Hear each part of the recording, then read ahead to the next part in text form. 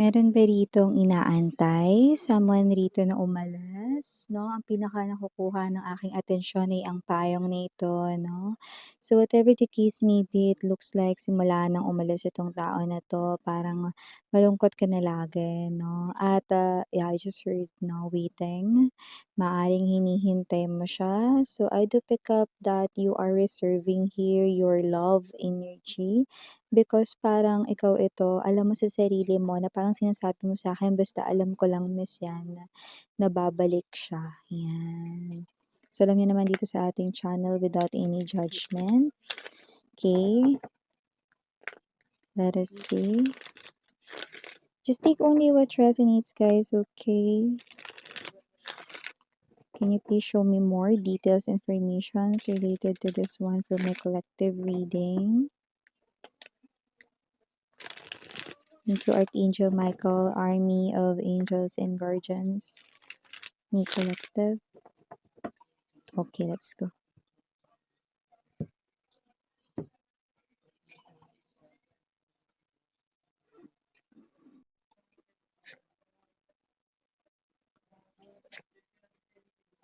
Yeah, you've cried a lot for this person, but you are appearing here as the magician. So you're definitely manifesting this person here back into your world, back into your life. And even though with the Two of Swords energy, even though you're not seeing any evidences or proof na bumabalik na siya, you still hold on to that thing, no? To that kind of belief, no? Na babalik siya rito. Parang sinasabi mo, yeah, see, look at that, no? Parang sinasabi mo sa akin rito 'no, na basta alam ko lang miss 'yan, na kahit hindi kami magkasama ngayon, alam kong babalik siya sa'kin, 'yan 'no. This might be a personal or almost personal reading here for someone, but yeah, definitely we have here this. You guys have lots of memories together, Six of Cups. Now we have the Ace of Swords.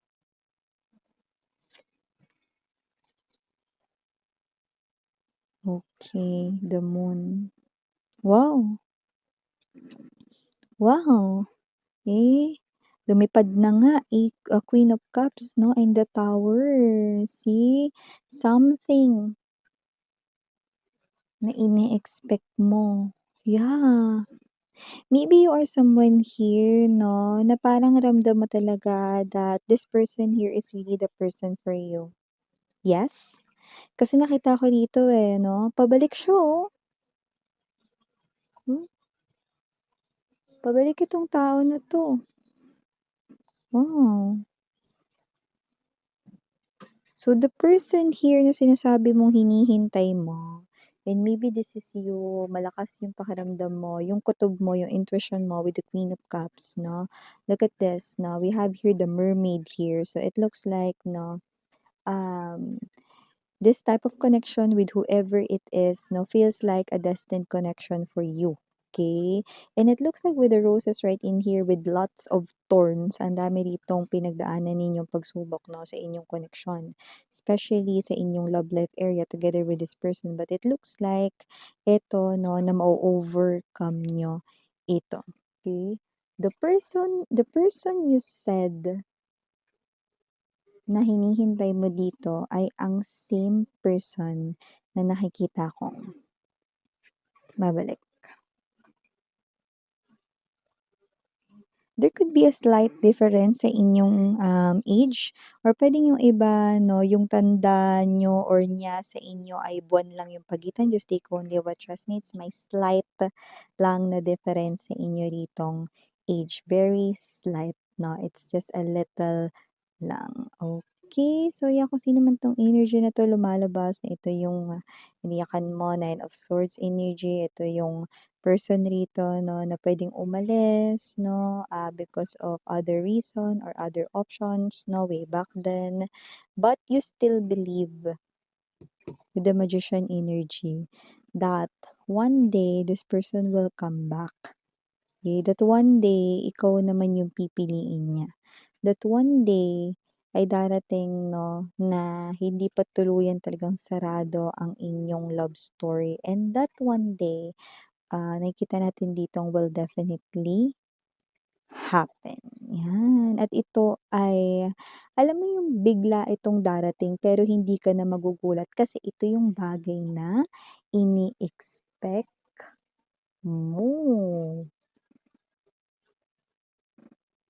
So, sorry about that commercial mga babes. Let's now make tuloy kung ano yung ating sinasabi. Sa bago natin ipagpatuloy ang reading ni ito, batiin muna natin everyone. Hi and hello there everyone. My name is Yan. Welcome new subscribers, returning Istan buyers. Thank you sa inyong walang sawang love and support for me. At kung di nyo pa alam, meron pa po tayong other channel. Link down below sa ating description box.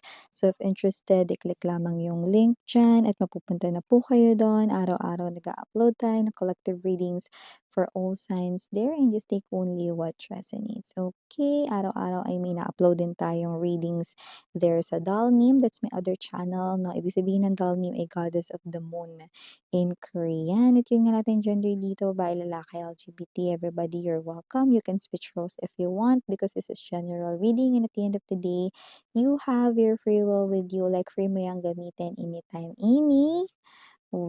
So, yun yung nakikita natin na dito sa reading ninyo. By the way, timeless to ha. So, pwedeng nangyari na sa iba nangyayari na, sa iba mangyayari pa lang, no? You already expect this. You already expect this and you already felt it that your person will come back to you. You do not know when the moon You do not know kailan yun mangyayari. You do not know when that exact date will be or schedule, whatever. You just know. Alam mo lang na babalik siya and then boom. The thing that you expect dito ay the same thing that will boom. Power energy, bigla na lang ditong mangyayari, no? Pero hindi ka na magugulat because this is already expected sa'yo. You already felt it. Okay, alam ko Miss Yan, hindi pa talaga sarado yung aming connection world card energy. Alam ko na kahit wala akong nakikitang evidences at proofs ngayon, we're destined for each other. I cannot see myself beside any other woman or any other man. I only see myself beside my beloved or special person. Yes, you're right. Because the feeling that you're feeling, that the intuition mo is on point, yeah, we have here our ultimate bartender, the temperance energy, who happens to be the universe God himself. Ten of Cups energy is an energy here of the person you're waiting, the person you see yourself, no, na makakasama in this lifetime here on earth. You do not know what really happened way back then. Ano yung nangyari? Ba't nagkaroon ng gap sa inyong emotions, feelings? Ba't nagkaroon rito ng separation, no, ng disconnection? But you believe that this is not the end of your connection, that this is not the final stage of your love story, but this is something here like a pagsubok or like a test lamang, like a challenge lamang, and then boom, I'm seeing you forming a family if that was your ex-boyfriend or ex-girlfriend. And if kasal kayo nun, I'm seeing you coming back together. May kids man, may children man kayo or wala. Okay? LGBTQs, of course, welcome din kayo. You're coming back together. You will have that reciprocity that you really want. Dati pa, yung mahalin, alagaan, pahalagahan ka niya. Now, it's all happening. Okay? And you cannot believe your eyes. Six of Cups energy. The person you had those memories in the past, the person you had those beautiful moments in the past, ay the same person coming back to you. Otte, you will be in tears. But this is tears of joy. Okay? This is the truth that you already saw. Not just in your dreams. Not in your dreams. But this is your reality. Okay? Maraming dahilan sa universe kung bakit pinagtatagpo ang mga tao, okay, the destiny itself, pero may mga dahilan rin kung bakit sila binabalik sa isa't isa. But wow, your person here sa pagbalik niya rito ay parang, alam mo yung na-wash out yung mga parang mga behaviors, characteristics 'no, na hindi maganda sa kanya 'no, and then binabalik siya na ganito 'no. It's the same face, it's that same familiar smell of your person because meron siyang parang ginagamit na same cologne or same perfume, okay? Don't know, you know what that is 'no, I don't know what's the name of that 'no, kayo ng bahala diyan. Basta meron siyang isa lang na ginagamit na perfume or cologne, okay? Just take only what resonates and, this person here, yung energy ng kanya rito 'no na, paano niya tingnan yung life and paano niya tingnan yung love 'no is way, mas mature compared sa dati. So this is your person and this is your destined person. This is the kakonect mo ng yung red string cord, okay? The cord of destiny in love. So whoever this energy is, this person here, ano man yung naging rason dati, okay? Nakikita ko na rito 'no, na hindi na yun mangyayari or hindi na yon nakakasagabal dito, okay? The person na kay tagal mong hinintay ay ang person rito 'no, na nakikita ko na magbabalik sa'yo. At magugulat ka sa magiging reaksyon niya. Kasi hindi lang siya rito magbabalik sa'yo na nakangiti or whatsoever 'no, kundi magbabalik siya rito 'no, ng lumuluha 'no, pero yun ay dahil sa kagalakan ng muli niyong pagkikita 'no, at muli mong pagtanggap. Naniwala ka na itong tao na 'to ay talagang para sa'yo, kaya kahit gumuho na yung mga pag-asa at wala ng ebidensya or proof kang nakikita na kayo'y magkakabalikan pa, naniwala ka at patuloy kang naniniwala at iyon ang nagdala pabalik sa taong ito. Sa piling mo. Queen of Cups, you love this person here so much that you gave not just half of your life, but your whole self and whole life for this person so this person here can find his or her way back to you. Now, this person here, nag-sink in lahat ng mga pag-aalaga, no? Alam mo, ang ganda na no? Nabubulol yung reader, Tagalog kasi. Yan eh. Sorry mga babes, no? I do apologize. No? So yeah, going. Andun na yung moment miss yan ni panira ka eh, no? Sorry na, I'm trying. So yun na nga, no? Yung nag-sink in lahat ng mga pag-aaruga, pag-aalaga, no? At pagmamahal mo sa kanya, no? And that make this person here transform himself or herself to the better version. Actually, the best version of himself or herself so far. So may mas i-improve pa siya rito. And I do pick up that you will see this. Okay? Wala kayo ritong parang hiningi, no, na more pa sa hiling ninyo, no, na kayo rito ay makakasamang muli ang taong ito, na pero meron kayo ritong, wow, bonus, no, na para siya ritong napaliguan, no, ng holy water sa katawan, na cleanse siya ng bongga.